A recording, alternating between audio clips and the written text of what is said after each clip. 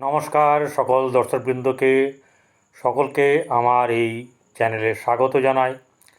প্রত্যেকে নিশ্চয়ই শ্রী শ্রী মা পদ্মাবতীর কৃপায় কুশলেই আছেন। আজকে প্রতিদিনের মতন আজকের দিন কেমন যাবে বা দৈনিক রাশিফল নিয়ে আপনাদের সামনে আমি পরিতোষ দিয়ে উপস্থিত হয়েছি। প্রত্যেককে ভালো থাকবেন।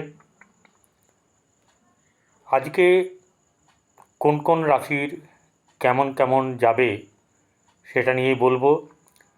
আজ হচ্ছে 14ই আগস্ট, 29শে শ্রাবণ, বুধবার। শুরুর আগেই বলি, যারা আমাকে সাবস্ক্রাইব করেছেন তাদেরকে অসংখ্য ধন্যবাদ, এবং যারা সাবস্ক্রাইব করেননি তাদের বলে দিই, সাবস্ক্রাইব করবেন তখনই যদি আমার এই ভিডিও আপনাদের পছন্দ হয় বা শুনে উপকৃত হন বা ভালো লাগে, নচেত করবেন না।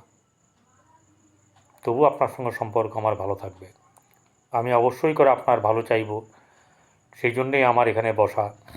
আমার কাছে নারী পুরুষ বা কোনো জাতিভেদের ব্যাপার নেই, কোনো গরিব বড়লোকের ব্যাপার নেই। আমি সকলের জন্যে আপনাদের, যদি আমি কোনো কিছু বিন্দুমাত্র উপকৃত হয়ে থাকেন আপনারা আমার দ্বারা, তাহলে ওতেই আমি খুশি হব। যাক, চলে আসি বেশি না কথা বাড়িয়ে।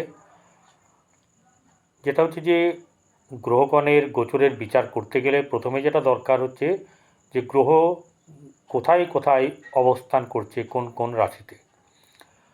বৃষ রাশিতে মঙ্গল এবং বৃহস্পতি রোহিণী নক্ষত্রে বসে আছে, রবি বসে আছে কর্কটে, এবং খুবই বাজে নক্ষত্র যেটাকে বলা হয়, যতই বুধের হোক তার সঙ্গে পরিচিত, বন্ধুত্ব যাই কিছু বলুন না কেন, তো তথাপি কিন্তু অশ্লেষা নক্ষত্রে কোনো গ্রহই ভালো ফল দিতে পারে না।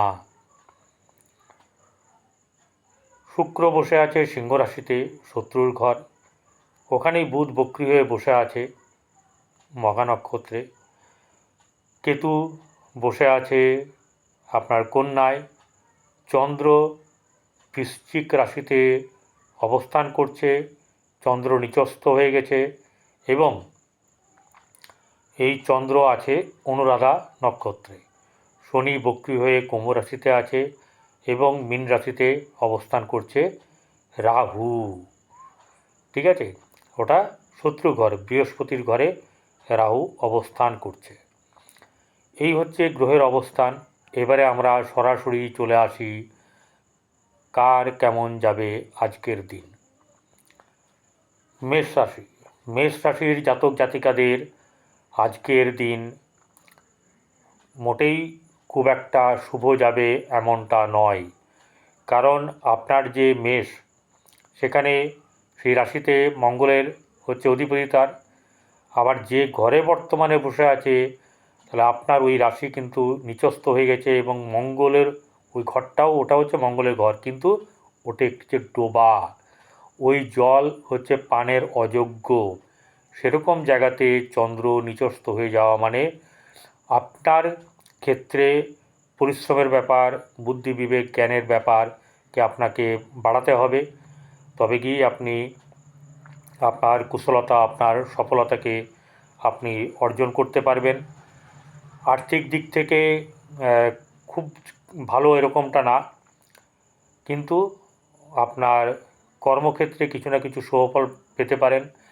গৃহে কিন্তু খুব একটা সুবিধের জায়গা নেই, কিছু না কিছু নিয়ে আপনার মনোমালিন্য হতে পারে কারো না কারোর সঙ্গে, এবং বিশেষ করে রবি ওখানে বসে আছে, আপনার সঙ্গে কোনো অভিভাবক বা এরকম আপনার উচ্চস্থানীয় পিতাসম বা মাতৃসম কারোর সঙ্গে আপনার কিন্তু ছোটোখাটো হলেও কুটোকুটি লাগার সম্ভাবনা আছে। এবং সবচেয়ে বড় কথা হচ্ছে যে আপনার যারা পরিবার আত্মীয় স্বজন, তাদের সঙ্গে আপনার সম্পর্ক সেরকম ধরনের উন্নতির ব্যাপার থাকবে না। অর্থ আসার ব্যাপার নিয়ে যতই যাই হোক তাই হোক, খরচের ব্যাপার কিন্তু আছে, সে অল্প হোক আর বেশি হোক, মানে আপনাদের কিন্তু খরচ হবে। অর্থাৎ বলা চলে যে জমানো অর্থও খরচ হতে পারে। সন্তানের দিক থেকে কিন্তু ভালো, মোটামুটি আর কি।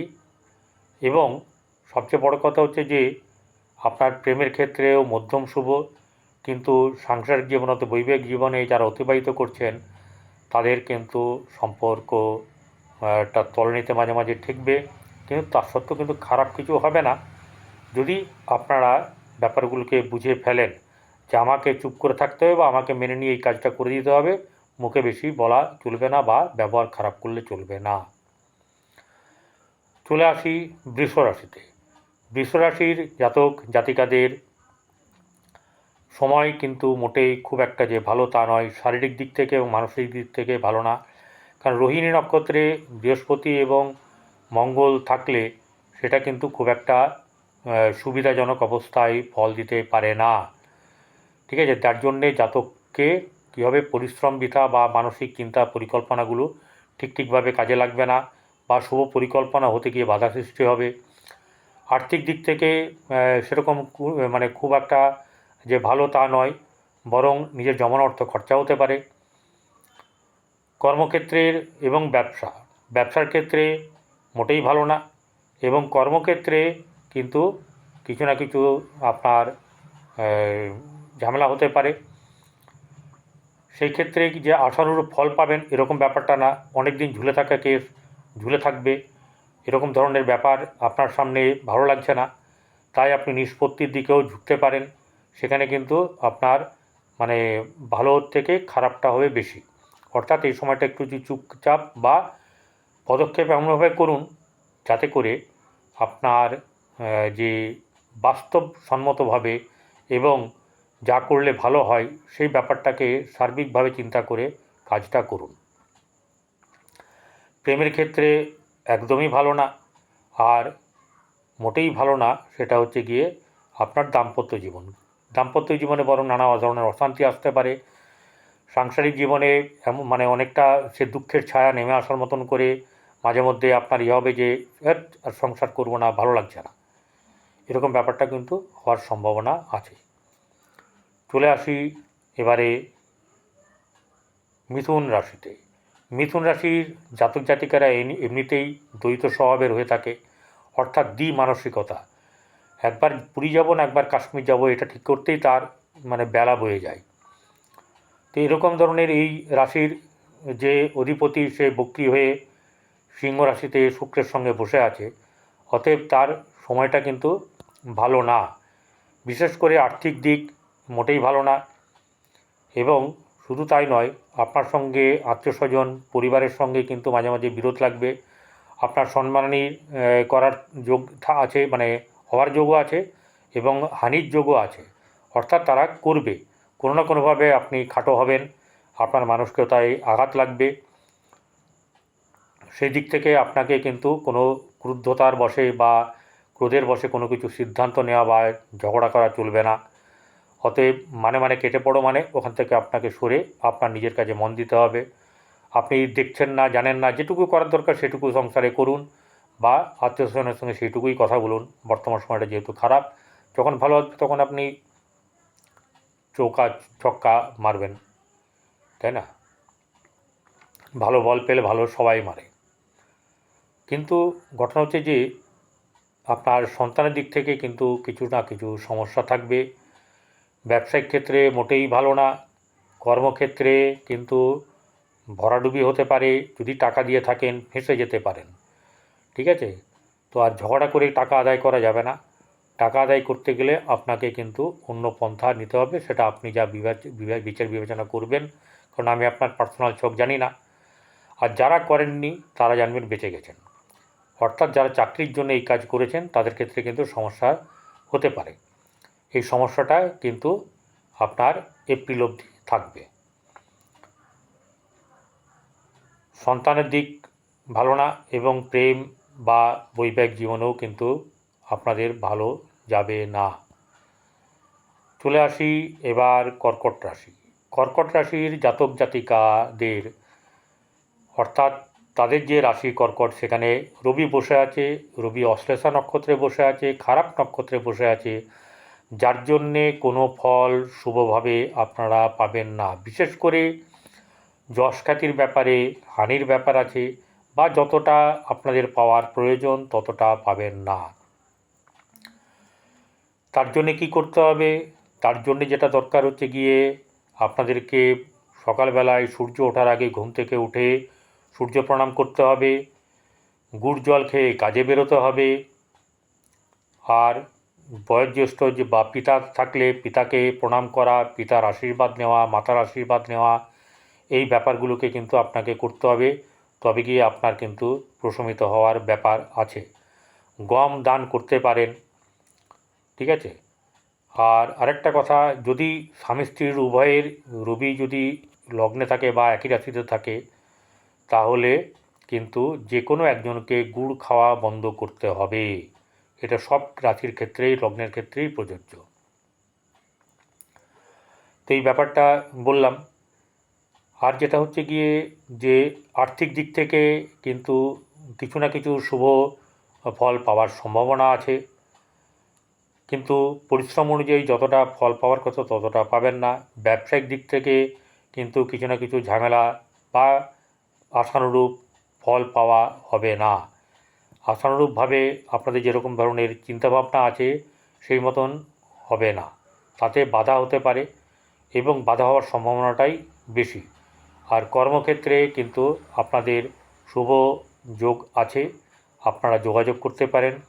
কিন্তু একটা কথা হচ্ছে গিয়ে আপনাদের অষ্টমে শনি বক্রিয় বসে এবং নবমে আপনার রাহু বসে, তাহলে ভাগ্য জায়গায় রাহু বসে থাকা, রাহু হচ্ছে চঞ্চল অতৃপ্তকারক গ্রহ।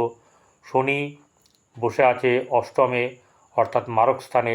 এই জায়গাগুলোকে দেখে আপনারা যাদের সঙ্গে ডিল করতে চাইছেন বা আপনারা যার কাছে যাচ্ছেন তাদের কাছে কোনো রকম ধরনের কাউকে না ইয়ে করে তেলিয়ে আপনারা সরাসরি পরীক্ষায় দিন বা সরাসরি আপনারা একদম উচ্চ জায়গায় কথা বলুন, তাতে আপনাদের ফল ভালো হবে।